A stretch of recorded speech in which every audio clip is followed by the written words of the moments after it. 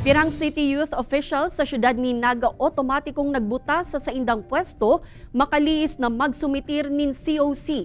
LGU hinahagad ang complete list sa COMELEC kan mga empleyado kan syudad na nagsumitir nin COC. Uyan report ni Chris Novelo.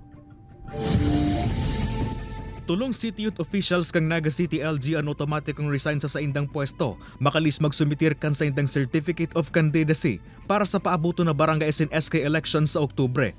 Basado kaya sa legal opinion na pinilawas kan legal office kan syudad, otomatikong resign sa pwesto ang mga city youth officials na katampad ang sarong job order o contract of service employee sa gobyerno. Susugban sa COMELEC Resolution No. 10492, maginaniba pang empleyado kan City Hall asin barangay, apwera kan mga ilihidong opisyal, anuman ang employment status na nagsumitir ng COC, ang otomatiko naman na resign sa saindang pwesto.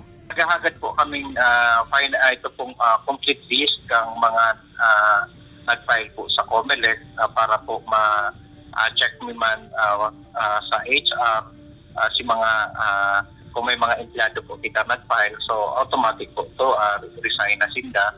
Mientras tanto, bukas naman ang COMELEC Naga na mag-ako nin mga sworn statement para sa mga maut mag-withdraw ng kandidatura online. Napag-arama na may duwa ng kandidato sa syudad na nag-withdraw na kansayndang Certificate of Candidacy.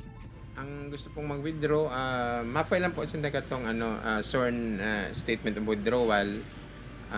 Tulong kopya ang pipilapan ninda submit sa COMELEC office. Sa ngunyan, posibleng mabawasan pa subot ang labi 1,160 na mga nagsumitir ng COC, huli kan pigdalaom ang pag-atras ng kandidatura asin beripikasyon sa mga COC kan opisina.